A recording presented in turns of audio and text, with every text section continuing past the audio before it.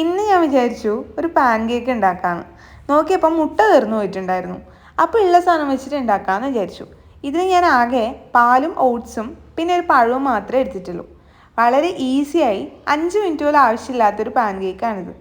ആദ്യം ഇതിന് വേണ്ടത് കുറച്ച് ഓട്സാണ്. ഓട്സ് ഇല്ലെങ്കിൽ മൈദ വേണമെങ്കിലും ചേർക്കാം. ഒരു മിക്സിയുടെ ജാറിലേക്ക് അല്ലെങ്കിൽ ഒരു ബ്ലെൻഡറിലേക്ക് കുറച്ച് ഓട്സ്, അതുപോലെ ഒരു പഴം, ഓട്സ് എടുത്തതിൻ്റെ കറക്റ്റ് പാതി അളവിൽ പാല്, മധുരം ഇഷ്ടമാണെങ്കിൽ കുറച്ച് ഷുഗർ അല്ലെങ്കിൽ കുറച്ച് ബ്രൗൺ ഷുഗറും ഇടാം. ഞാൻ ഷുഗറൊന്നും ആഡ് ചെയ്തിട്ടില്ല, ഞാൻ ലാസ്റ്റ് കുറച്ച് ഹണി ഒഴിക്കുന്നുണ്ട്.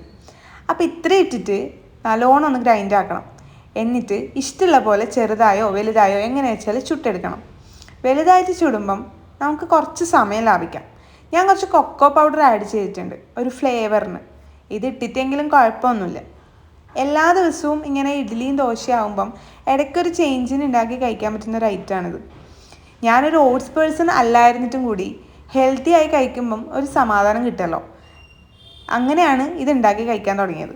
എല്ലാ ദിവസവും ജോലിക്ക് പോയി ഏതോ ഒരു സിഒയ്ക്ക് വേണ്ടി പണിയെടുത്ത് തളർന്ന് ജീവിക്കുന്നവരാണ് ഈ ബാംഗ്ലൂർ ഭൂരിപക്ഷം പേരും.